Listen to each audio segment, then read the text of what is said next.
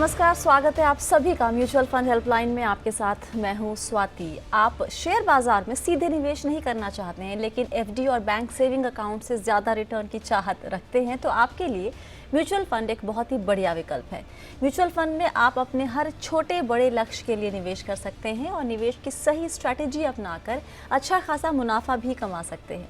तो mutual fund में कैसे होगा निवेश, लक्ष्यों के मुताबिक किस फंड में निवेश करना है, ये कैसे तय करें, इस तरह के तमाम सवालों के जवाब आपको हम देते हैं हमारे शो म्यूचुअल फंड हेल्पलाइन में।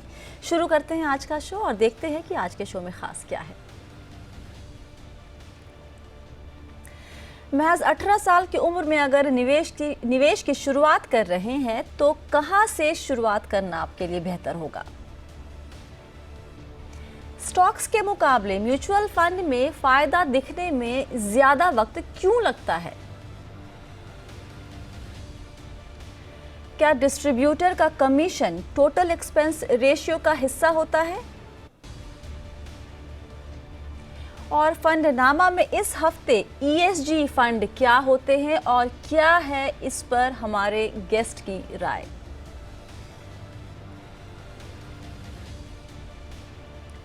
और आज शो में हमारे साथ हैं फिनवाइज पर्सनल फाइनेंस सॉल्यूशंस की फाउंडर प्रतिभा गिरीश। प्रतिभा, बहुत बहुत स्वागत है शो में, कैसी हैं आप? बहुत अच्छे, thank you very much for having me on the show Swati ji. चलिए यहाँ पे पहला सवाल लेते हैं। रजत रघुवंशी जी हमारे साथ जुड़ रहे हैं फोन लाइन पे। रजत जी नमस्ते, कहाँ से बात कर रहे हैं? नमस्ते मैम, मैं करनाल से बोल रहा हूँ मैम। जी बताइए, आप दिसंबर में 18 साल के हो जाएंगे। हाँ जी मैम, मैं नेक्स्ट वीक 18 साल का हो जाऊंगा। बहुत बहुत बधाई। और थैंक यू मैम। ये जानकर तो और ज़्यादा खुशी हो रही है मुझे कि आप 18 साल की उम्र में ही आप निवेश करने की सोच रहे हैं। ये कहाँ से आया है, ये सोच कहाँ से आई है आपके पास? मैम, मुझे मेरे पिताजी ने कहा था कि जितनी जल्दी शुरुआत करोगे उतना अच्छा होगा। अच्छा, तो उन्होंने ही मुझे बोला है कि तू अपने बर्थडे से ही म्यूचुअल फंड की शुरुआत कर दे। बहुत बढ़िया, बहुत बढ़िया। तो क्या जानना चाहते हैं आप और कितना निवेश करना चाहते हैं? मैम एक्चुअली क्या है, अभी तो मैं पढ़ाई करता हूँ, बीटेक कर रहा हूँ। तो अभी मैं कमाता तो हूँ नहीं, मैं पॉकेट मनी से ही म्यूचुअल फंड में निवेश करना चाहता हूँ। अच्छा। तो मेरे पास अभी कुछ सेविंग है मेरे सेविंग अकाउंट में, जो कि अप्रोक्सीमेटली 48,000 रुपए है।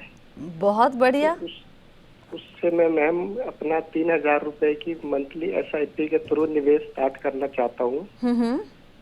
और इसमें मैं एक्चुअली 3 म्यूचुअल फंड मुझे बता दीजिए जिसमें मैं निवेश करूँ और कम से कम 15-20 साल तक मैं वो पैसे को निकालूंगा नहीं। तो आप 1,000 रुपए 3 फंड में निवेश करना चाहते हैं? हाँ जी मैम, 3 फंड बता दीजिए या कुछ कम हो कम बता दीजिए, मुझे इतना आइडिया तो है नहीं है। तो अभी जो आपके पास सेविंग अकाउंट में 48,000 रुपए हैं, जब ये खत्म हो जाएंगे तो आप वो 3,000 कंटिन्यू कर पाएंगे उसके बाद? मैम वो मुझे पॉकेट मनी मिलती रहती है, 3,000 तो मैं मंथली सेव आप मैनेज कर सकते हैं ना? ओके। हाँ जी मैम। ओके, मतलब आई एम स्पीचलेस एक्चुअली प्रतिभा। मतलब इस उम्र में, और बताते सभी के पेरेंट्स हैं, हमारे माँ बाप ने भी हमें बताया था कि निवेश करो, बचत करो, लेकिन उसको फॉलो करना सभी बच्चों के बस की नहीं होती है। सो बताइए कि पहला निवेश शुरुआत कैसे की जाए, किस तरह के फंड्स के साथ? बिल्कुल सही बोल रहे हैं स्वाति, बहुत अच्छा लग रहा है कि इतने यंग उम्र में वो निवेश के बारे में सोच रहे हैं। उनके उम्र का छोड़ो, अर्ली 20s में भी इतने सुलझे हुए बहुत कम लोग मिलते हैं। जी जी। इन्वेस्टिंग का जो बेसिक्स है वो बहुत आसान है समझने के लिए, लेकिन उसको लागू करना इतना आसान नहीं है। एब्सोल्युटली। इनके जो है काफी लंबी समय अवधि है, उनके पास 20-25 इयर्स है। तो मेरा सुझाव है कि वो इन्वेस्टिंग जरूर चालू करें और अपना इन्वेस्टमेंट्स को बढ़ाते भी रहे। जब इनकम बढ़ते रहेगा, अभी तो वो स्टूडेंट है, जब इनकम बढ़ेगा तो बढ़ाते रहे। तो half your battle is won, कि आपका माइंडसेट इन्वेस्टिंग माइंडसेट है और आपके पास सेविंग्स प्लान ऑलरेडी है। This is a wonderful wonderful situation to be in. 3 funds अगर आप पूछ रहे हैं, I think it's a good idea 3 fund में इन्वेस्ट करना इतना लॉन्ग टर्म के लिए। तो PPF long term equity fund, Axis mid cap fund, Mirae asset emerging blue chip fund, ये 3 फंड्स में इन्वेस्ट कर सकते हैं। और इसका बहुत अच्छा उनको रिजल्ट आएगा इतना जल्दी इन्वेस्ट करने। ओके, तो रजत, जी मैम। सिंपल सवाल मैम। और सिंपल जवाब, आपके 3 नाम आपको मिल गए हैं, ठीक है। हाँ जी और आप मैम। इनमें निवेश शुरू कीजिए और आगे चलते हुए कभी कहीं कोई उलझन हो तो आप सवाल दोबारा हमें ज़रूर भेजिएगा। जी मैम, मैं बिल्कुल, मैं आगे भी कॉल करूंगा आपको जब मैं कमाने लग जाऊंगा, एकदम, जब निवेश कभी बढ़ेगा भी। तो। Thank you so much. Thank अगला सवाल लेते हैं, यहाँ पर हमारे साथ जुड़ रहे हैं फ़ोन लाइन पे संजय कुलकर्णी जी। संजय जी नमस्ते, कहाँ से बात कर रहे हैं सर? हेलो। जी संजय जी, आपको आवाज़ आ रही है मेरी? हाँ हाँ, आ रही है। जी। बिल्कुल। अभी मुझे पहले आपको धन्यवाद देना चाहता हूँ क्योंकि आपने मेरा सवाल ले लिया है और जी ये सर। मेरा जेन्युइन सवाल इसलिए मैं आपको बोल रहा हूँ कि मेरे 2 बेटे हैं, एक बेटा और एक बेटी। वो दोनों अभी अपना करियर चालू किया है उन्होंने। अच्छा। हाँ, एक बेटा अभी 29 साल का है और बेटी है 27 साल की। अभी उनकी शादी नहीं हुई है। मैं अभी करियर चालू किया तो उनको मैंने बताया कि डायरेक्टली मार्केट में, स्टॉक मार्केट में इन्वेस्ट करने के बजाय आप अपना म्यूचुअल फंड में इन्वेस्ट करना चालू कर दीजिए हर महीने के लिए। ओके। तो मैं अभी उनको बोल दिया है कि ये ऐसा है कि आपका पैसा नहीं है ऐसा समझ के इन्वेस्ट करते रहिए, जैसे कि उनको रिटायरमेंट यानी कि अभी करीब 45 या 50 साल का 50 उनके 50 साल होने के बाद उनका उसका फायदा मिले। तो ऐसी कौन सी निवेश रहेगी अच्छी? ये 2 या 3 म्यूचुअल फंड ऐसे बता दीजिए कि उनको उनका निवेश उनका जहाँ से वो शुरुआत कर सके। संजय जी एक बात बताइए, आपने बड़ी अच्छी सलाह दी अपने बच्चों को और उनको ये माननी चाहिए। इनफैक्ट इस उम्र में उनको खुद से निवेश शुरू कर देना चाहिए था अभी तक। आप ये बताएं, आपने अपना निवेश कैसे किया था सर, कहाँ किया था? मैंने अभी देखो, मैंने करीब 2000 साल से पहले 1997 में मैंने रिलायंस विजन फंड और रिलायंस ग्रोथ फंड में 5-5 हजार रुपए डाले थे। ओके। रिलायंस विजन फंड और ग्रोथ फंड में। जी जी जी। हाई तो उनका तो अप्रिशिएशन अच्छा हो गया। अच्छा। अभी वैसे मैंने निपॉन यानी कि अभी जो नाम बदल गया तो इसके हिसाब से मैंने डाला है बहुत से, यानी कि करीब 20-30 म्यूचुअल फंड में मैंने पैसे डाले। बहुत बढ़िया सर, बहुत बढ़िया। चलिए अब आपके मार्केट में भी मेरा इन्वेस्टमेंट है, लेकिन मुझे जो कुछ मेरा जो एक्सपीरियंस रह गया है मार्केट का, इसकी वजह से मैंने उनको म्यूचुअल फंड में इन्वेस्ट करने के लिए बोला। ओके सर, ठीक है।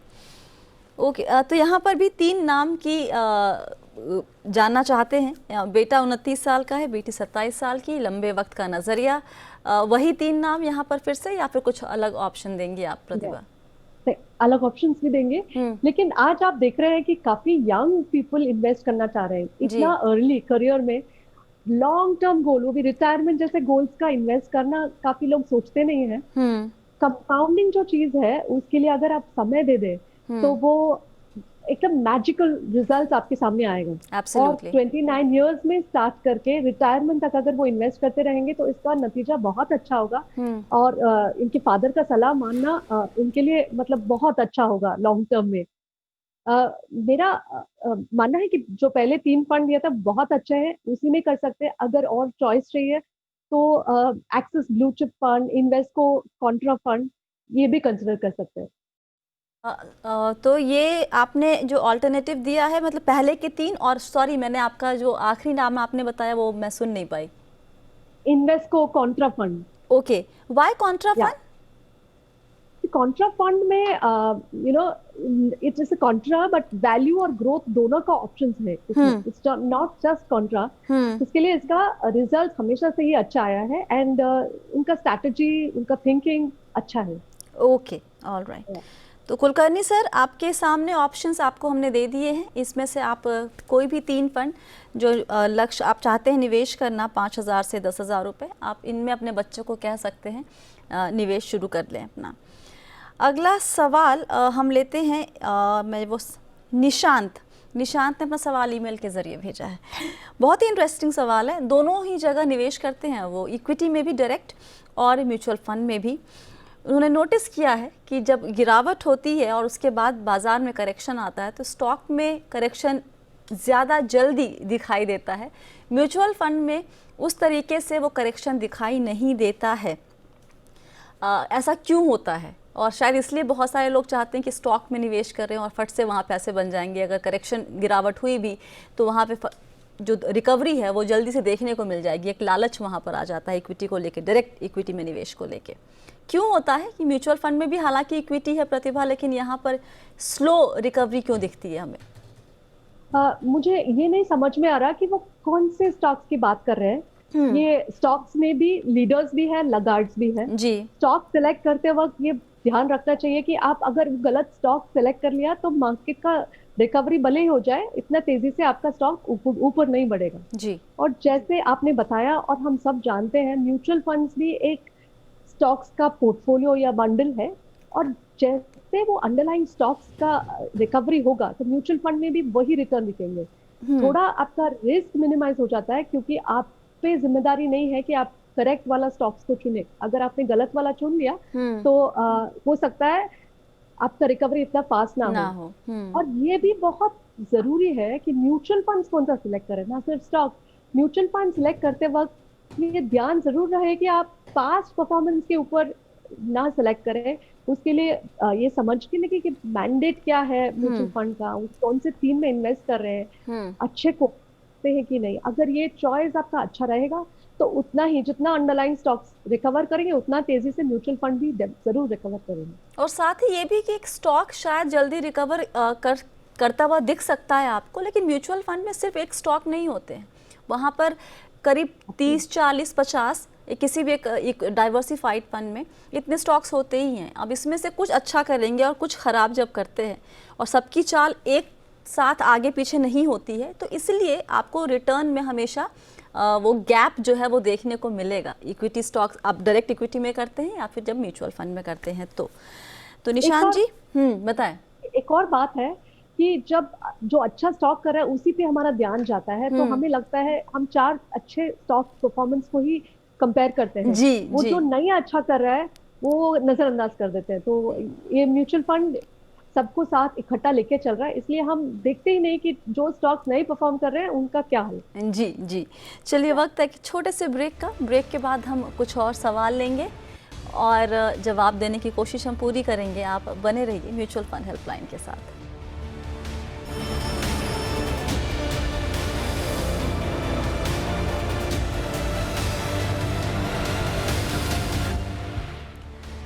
म्यूचुअल फंड हेल्पलाइन में एक बार फिर से आप सभी का स्वागत है। आज आपके सवालों के जवाब दे रही हैं फिनवाइज पर्सनल फाइनेंस सॉल्यूशंस की फाउंडर प्रतिभा गिरीश।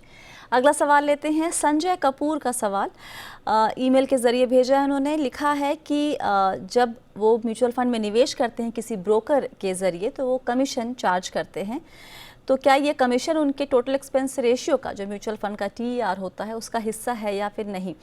मुझे ये समझ में नहीं आ रहा प्रतिभा इस सवाल में कि क्या जो डिस्ट्रीब्यूटर या ब्रोकर उनसे भी कुछ चार्ज कर रहे हैं अलग से, क्या मतलब सर्विस देने के बदले? हालांकि करना नहीं चाहिए क्योंकि इस पे सेबी की जो नियम है, गाइडलाइंस है, वो बहुत ही साफ साफ कहती है कि एडवाइज़र क्लाइंट से चार्ज करेगा, डिस्ट्रीब्यूटर चार्ज नहीं करेगा, उनको AMC से मिलता है कमीशन। लेकिन जो अगर हम ये मान के चलें कि ये शायद TER में कमीशन कंपोनेंट होता है या नहीं, इसके बारे में अगर जानना चाह रहे हैं तो इसका जवाब क्या होगा? हाँ, तो ये डिस्ट्रीब्यूटर का जो ब्रोकरेज या कमीशन है वो TER का ही हिस्सा है जी। अगर आप देखेंगे TER रेगुलर प्लान्स के लिए अलग है और डायरेक्ट प्लान्स के लिए अलग है जी। और इन दोनों के बीच में जो अंतर है वो ज्यादातर ब्रोकरेज में जाता है। तो आज के तारीख में NSDL या CDSL स्टेटमेंट्स आपको जो आते हैं ऑन अ मंथली बेसिस जब आपका एक्टिविटी होता है तो उसमें क्लियरली लिखा रहता है कि एक हर म्यूचुअल फंड पे आपका डिस्ट्रीब्यूटर को कितना इनकम हुआ, आपके वजह से कितना इनकम हुआ, और ये जानना बहुत जरूरी है ताकि आप उनको जिम्मेदार ठहरा सके कि उन्होंने आपको अच्छे फंड्स का सिलेक्शन दिया जो आपके जरूरत और लक्ष्य के हिसाब से हो और गुड क्वालिटी फंड्स का सुझाव दिया हो। तो इसके अलावा कोई चार्ज डिस्ट्रीब्यूटर्स नहीं करते, जैसे आपने बताया रूल है, और कोई एक्स्ट्रा चार्ज नहीं लगता। जो TER में है और ब्रोकरेज जो कंपनी से मिलता है उतना ही चार्ज होता है। ओके, तो संजय जी अगर आप ये शो देख रहे हैं तो आपको ये क्लैरिटी मिल गई कि जो भी आपको जो आपका TER दिखाता है, आपने एक स्क्रीनशॉट भी भेजा था अपने मेल में, उसमें जो कमीशन कंपोनेंट है वो ऑलरेडी इंक्लूडेड होता है, और इसीलिए रेगुलर प्लान का जहाँ पर एक ब्रोकर शामिल होता है इसको बेचने में, वहाँ पर TER आपको ज़्यादा दिखेगा कंपेयर टू डायरेक्ट प्लान। अब सवाल जवाब का सिलसिला हम यहाँ पर ख़त्म करते हैं और रुख करते हैं हमारे ख़ास सेगमेंट फंडनामा की तरफ।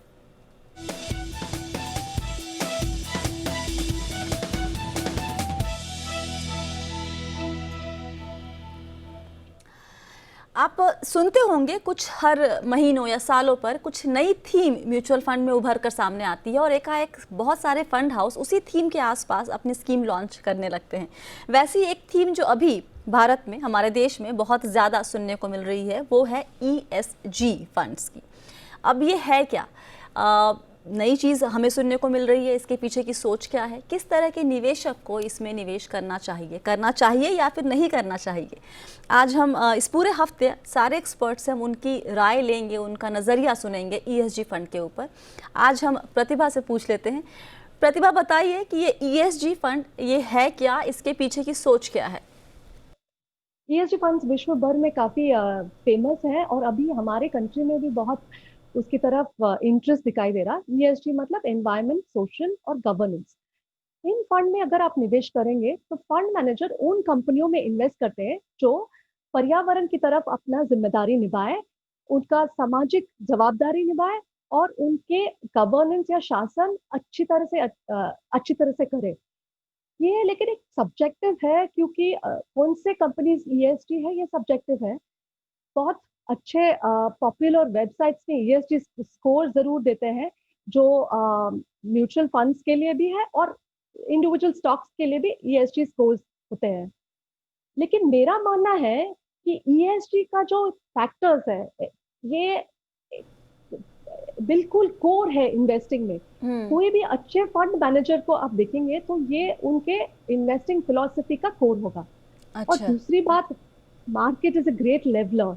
अगर किसी कंपनी ने अपने कम समय में अच्छा रिटर्न्स देने की कोशिश करे और ये 3 फैक्टर्स में किसी को भी नजरअंदाज कर दे, जैसे पर्यावरण की तरफ अपनी जिम्मेदारी ना निभाए, कुछ हवा या पानी में पोल्यूशन कर दे या फिर रिस्पॉन्सिबिलिटी ना निभाए और वर्किंग कंडीशंस अच्छा ना हो और डिस्क्रिमिनेटरी पॉलिसीज यूज करे, या गवर्नेंस अच्छा ना हो और उन्होंने टैक्स में चोरी कर दी या फिर बहुत ऑडिट ठीक से ना करवाए, ये सब करने से कभी ना कभी मार्केट उसको कड़ी सजा जरूर देगी।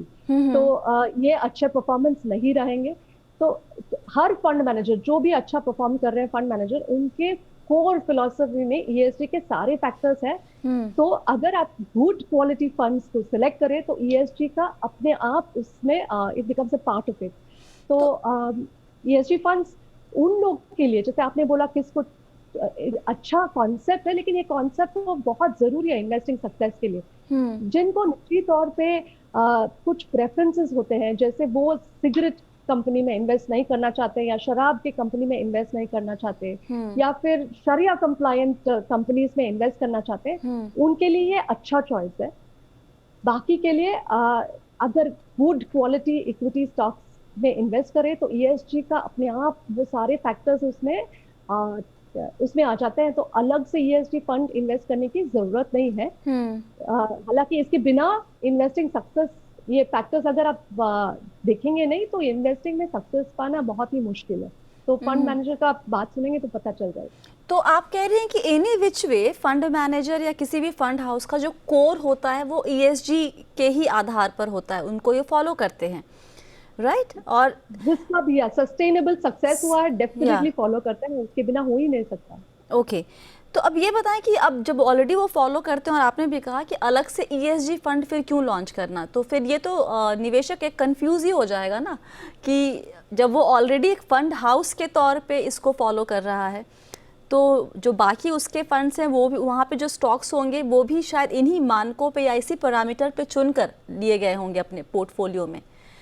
तो एक निवेशक इससे ज़्यादा उलझन में नहीं आ जाएगा? एक तो नया एक ऑप्शन आ गया, मेरे पास पहले से ही उस फंड हाउस के या सभी फंड हाउस के फंड्स हैं, तो मैं इधर जाऊं कि ना जाऊं, नाम बहुत सुनने को मिल रहा है, तो ये सब चीज़ एक जी ये एक्चुअली ग्लोबली आप देखा जाए तो इसमें रिटर्न्स अच्छे मिल रहे हैं। तो हाँ आज की तारीख में निवेशक को पता है कि ग्लोबली ईएसजी फंड्स अच्छे कर रहे हैं। हालांकि यहाँ पे तो बहुत सारे फंड मैनेजर्स ऑलरेडी इसको फॉलो कर रहे हैं। अगर किसी को सिलेक्शन क्राइटेरिया में ज्यादा उनको रिसर्च नहीं करना है और नाम से अगर वो जाना चाहे तो ईएसजी चूज करना उनके लिए इजी पड़ेगा। और जैसे मैंने बताया, अगर आपका पर्सनल चॉइस हो, जैसे आपको शरिया कंप्लायंट चाहिए या आप ये बहुत स्ट्रांगली बिलीव करते हैं कि शराब की कंपनी में इन्वेस्ट ना करना हो, तो उनके लिए ये ईएसजी फंड्स इजी चॉइस है। ओके अच्छा, एक चीज यहाँ पे आपको प्रतिभा, choose एक सवाल मेरे जहन में ये आ रहा है कि